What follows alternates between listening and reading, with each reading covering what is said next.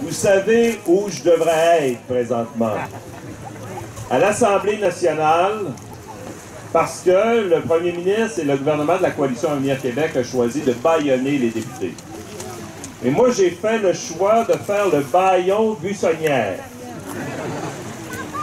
Parce que le vrai Parlement, il est ici aujourd'hui.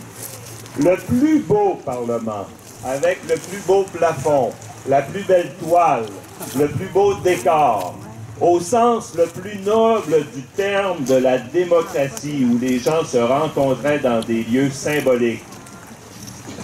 Il était dans la nature. Et c'est ici que la vraie démocratie s'exprime, que la vraie démocratie doit continuer de s'exprimer. Alors, merci d'être là.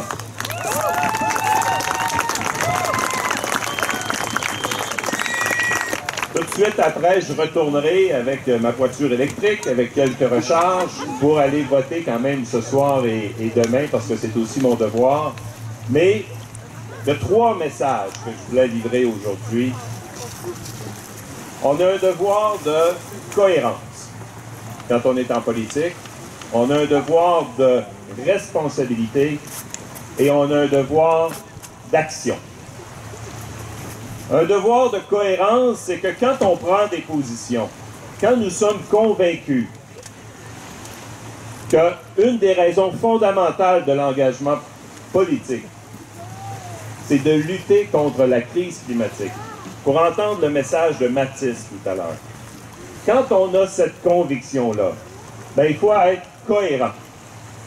Et quand on a des positions à prendre, même si elles sont dans notre région avec des mirages d'emploi, il faut être capable de se lever et de dire non, mais oui à l'avenir de notre jeunesse, à l'avenir de notre planète.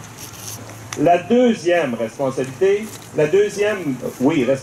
c'est celle d'agir justement avec le sens des responsabilités, de s'informer, de lire, de se taper quelques parties d'une étude sur le cycle de vie qui est ça d'épais, et dans lequel on constate que la compagnie elle-même, au minimum, dans les scénarios les plus conservateurs, admet que 40% de sa production annuelle en passant qui est le double de la consommation par année en gaz naturel au Québec. Alors, c'est pas rien.